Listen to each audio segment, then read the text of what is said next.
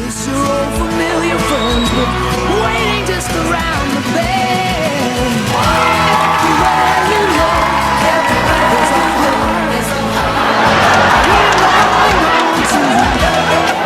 fight that everyone keeps crying out for is the Errol Spence fight. Do you think that will happen next year? Obviously, we know Errol's been in a situation recently, but I don't think it'll happen next year.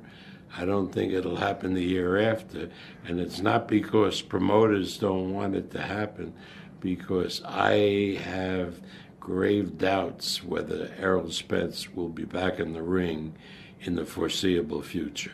Unfortunately, as that may be, and I have received some inside intelligence that allows me to say that.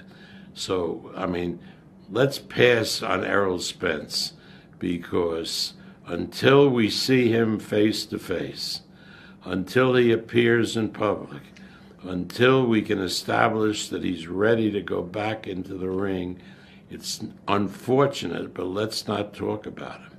He's a lovely young man. That was a horrible accident that he had, and just leave it at that.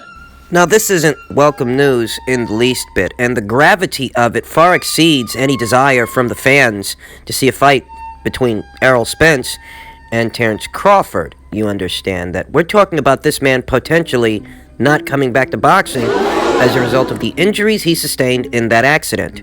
And this isn't the first time or the only person who said this. A couple of weeks ago, it was Rick Glacier hinting that based on what he's been hearing, Errol Spence might not be coming back. And it's very strange, because the WBC president, Mauricio Suleiman, said that he was in contact with Errol's people, that he received a medical report, and that he was all in the clear, that there wouldn't be any delays in his career, and he would resume it with no delay. Yet, we keep hearing this, that the guy might not be coming back. These reports, they are conflicting, because on one end, you've got the WBC president saying, based on the report that he saw, Errol didn't break any bones. No life-altering injuries, just a couple of facial lacerations, and he should be coming back in a timely fashion. But then again, you keep hearing this over and over, that Errol may not be coming back. In truth, it's possible that while he didn't break any bones, he may have been left in a condition to where, yeah, the guy didn't break any bones and he should be able to, return to some functionality. But as far as professional prize fighting, he is no longer suitable, no longer physically adept to compete as a prize fighter. It could be that way. Maybe a spinal injury or vertebrae, something. Maybe a cranial fracture. I mean, who knows? Just because the guy didn't break any bones doesn't mean that he's 100% tip-top fit to be fighting as a prize fighter. It could be that way. I don't want to hear that news, you understand? If I had it my way, that wouldn't be the case. But there has to be a reason that everything's been very cloak and dagger when it comes to Errol Spence. There has to be a reason that we haven't seen him himself, address his public, his fans, with a message of hey, I'm okay, you're going to see me back in action early next year. We haven't really seen that, to allay the fears, allay those rumors that have been circulating. I tell you that it would be a great tragedy if Errol Spence's career were cut short by this momentary lapse in judgment, driving while under the influence, surviving that horrific car crash, and, walking away virtually unscathed, though for some reason, for one reason or another, unfit to continue as a prize fighter, a pugilist. And it's entirely possible, folks. I'm not comfortable with it. I'm hoping that's not the case. But it very well could be. It could. And if that is the case... And it might be. And Errol is not going to return, one has to wonder what happens then. Conceivably, the 2 world titles he's in possession of would go vacant.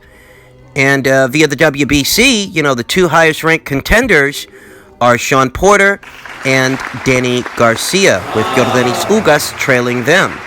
If Errol isn't going to come back, and they're just keeping it under wraps, at some point, he's going to have to vacate those titles. And if he does, at least right now, those 2 to 3 guys, they're the ones in line to pick it up. We look at the IBF's rank standings, and their highest-ranked contender is Kudratillo Abdu Kakarov, with Sergey Lipinets down there at number 3.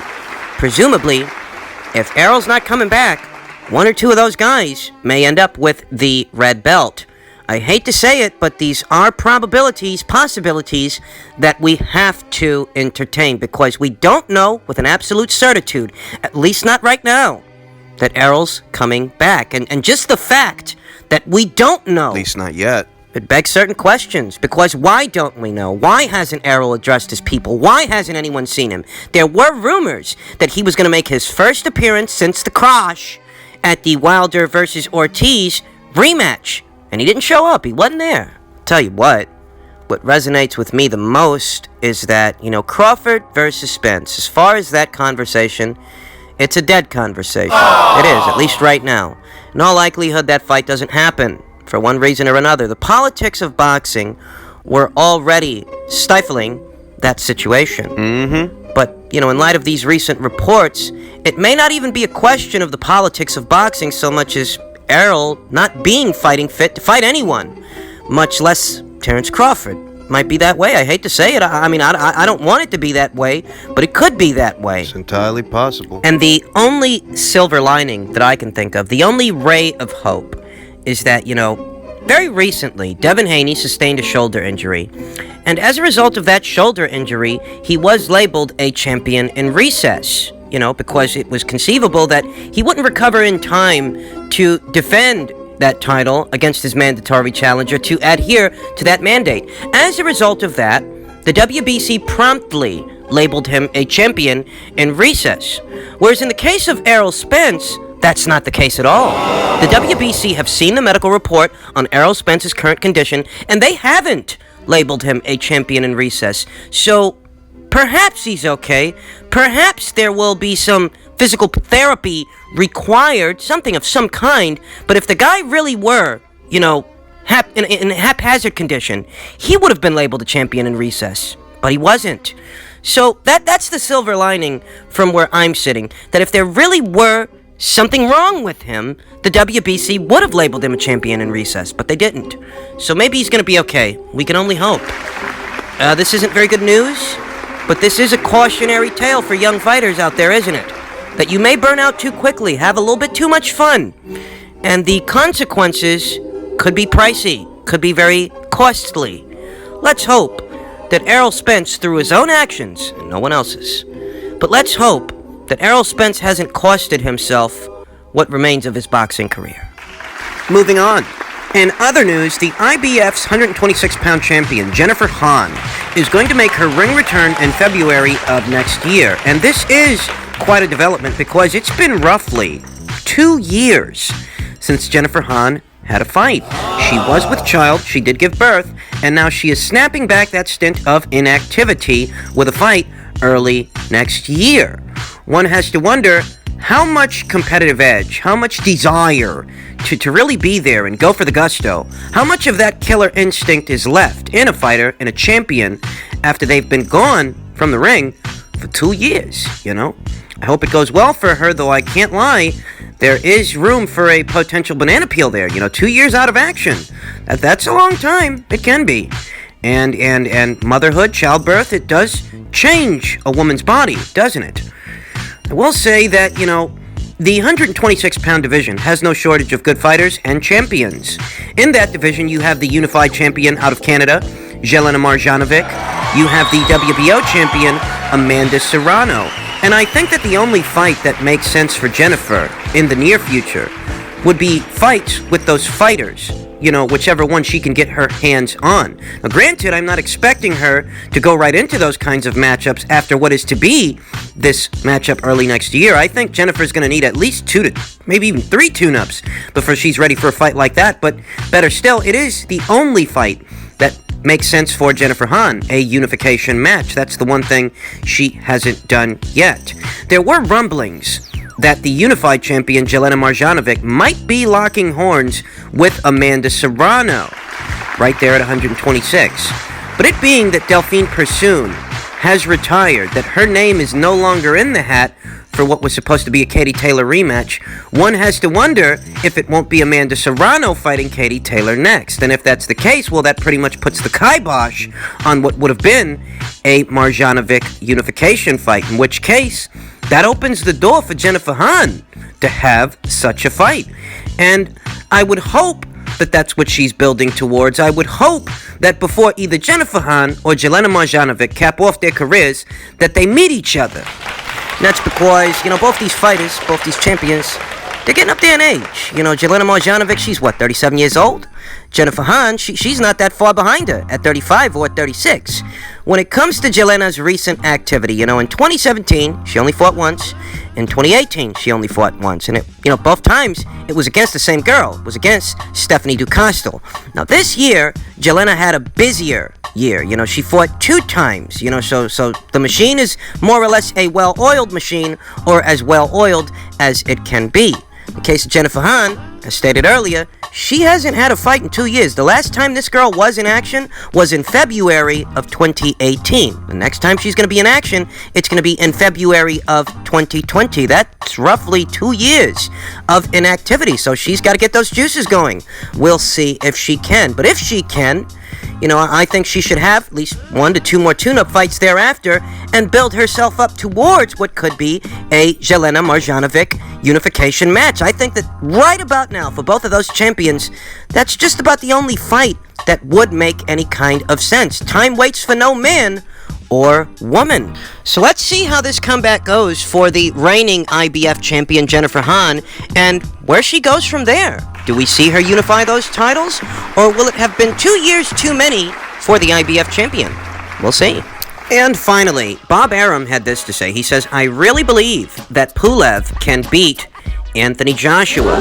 He says that, I think Pulev can beat Joshua. I really believe that. Pulev is going to come in great shape. He's going to pressure Joshua. He takes a great punch. I think he has a hell of a shot with Joshua. So we're pushing for that fight. And in all likelihood, that will end up being Anthony Joshua's next fight. Given his performance against Andy Ruiz, there are some mixed reviews. Some people are calling it a master class, whereas guys like Bob Arum, guys like Teddy Atlas, guys like Deontay Wilder, there are many others, they're not necessarily impressed with what they saw. Teddy Atlas, he says that he saw fragility in Anthony Joshua. There's a lot of talk about his durability as a fighter, the fact that he fought a safety-first kind of fight, and that accents that he's a fighter that can be hurt. And, to that I'll say this. It's the heavyweight division, folks. Any one of these guys can be hurt. I mean, look at Derek Chisora. Derek Chisora is a guy who I would describe as a very durable fighter. But at the end of the day, he still is a fighter that was knocked out by Dillian White. Okay? Could happen to anybody. Knockouts in the heavyweight division, they can happen to virtually anyone, to most anyone, and that includes Anthony Joshua. But if you saw that Anthony Joshua fought a safety-first kind of fight, if you saw that there was some reverence for his mortality, his humanity, the fact that he's not invincible, it's a good thing that he's acknowledging these things. It's a good thing that he is gave Andy Ruiz the respect in the second fight that he didn't give him in the first fight. I'll say that given the time frame between what happened in the first fight and what subsequently took place in the rematch, there would be some weaknesses, some residual fragility, that he's not quite all the way back, but he's trying to get there. I'll say that, I'm not surprised that Anthony Joshua fought a safety-first fight, because that's what I predicted. And moving forward, if he goes into that Pulev fight, we will see him gradually regain that confidence. Now that he has rounded out his repertoire, I dare say that we might see Anthony Joshua return to being a knockout artist against Kubrat Pulev. That's right. Kubrat Pulev, who doesn't have the hand speed and the quick counters of an Andy Ruiz. Kubrat Pulev, who languished against Rydell Booker, a guy who in no way, shape, or form was in the kind of condition that Anthony Joshua was just in. You know that Rob McCracken, Anthony Joshua's trainer, he's talking about maintaining this particular weight for his fighter. He likes what he's seeing. He likes the mobility. Anthony Joshua being fleet of foot, being able to fight on the go, and still being able to conjure up a big right hand whenever the opportunity presents itself. If Anthony Joshua maintains this weight, he is, in fact, a more well-rounded fighter, a less kluggy fighter than he was before. And in that way, I see the avenue of opportunity for Anthony Joshua to return to being a knockout artist. In spite of being lighter, I still see the avenue of opportunity for him to knock out the likes of a Kubrat Pulev. Kubrat Pulev, who I reiterate, showed little more than a jab against the likes of a Rydell Booker, a guy who in no way, shape, or form is the caliber of fighter of an Anthony Joshua. Kubrat is older, slower, well-rounded, yes. He is. He's been around, yes, and he is a top 10 fighter, great pedigree, great amateur background, but at the end of the day, he is there to be hit more so than some others. And because he doesn't have the hand speed of an Andy Ruiz, it really isn't the same threat level of potentially being hit with a shot that you don't see, a shot you don't see coming. Understand that the height differential between Kubrat Pulev and Anthony Joshua is similar to the height differential between Andy Ruiz and Anthony Joshua. But Kubrat Pulev is an older guy than Andy Ruiz and Anthony Joshua. Slower feet, slower reflexes, and little more to show than a jab. If you struggle to land a money shot on the likes of a Rydell Booker, it's safe to say that you might struggle even more to land a money shot on the likes of what is a moving target, a nimble, fleet of foot, outside kind of guy, in Anthony Joshua. And in all likelihood, if Anthony Joshua feels something land on the gloves or the arms that he doesn't quite like, the punch grazes him, and it's a bit too close for comfort. Now, Anthony Joshua has that pure boxer skill set, that implementation, that he can so conjure up if the situation calls for it. There are many snap judgments in regards to the performance, and I don't know what people were expecting, but this is synonymous with the sport of boxing. Knee-jerk reactions and snap judgments immediately after a fight. Anthony Joshua fighting a safety-first kind of fight was met with some criticism. But this is a guy that still is on the rebound, you understand. It's not as simple as just beating Andy Ruiz and all is right with the world. This guy still is in the rebuilding process. It's not over. I was actually expecting to see some residual fragility from Anthony Joshua, some reverence for what Andy Ruiz is capable of, and I reiterate, that's actually a good thing, because a fighter who acknowledges that he can be hurt does more to prevent that from happening. That he's not invincible, that I'm not fucking Iron Man, so I'm not going to come out here guns blazing and throwing caution to the wind. That after that Corey Saunders fight, a lot of people said it was over for Vladimir Klitschko. No one anticipated that he would go on from that to have the kind of reign that he did. In that moment, everyone thought it was over. And those are the kind of snap judgments that we've seen in reference to Anthony Joshua. But this adjustment, much like the adjustment that Vladimir Klitschko made, it could result in what is a very long reign for what is now the unified champion, Anthony Joshua.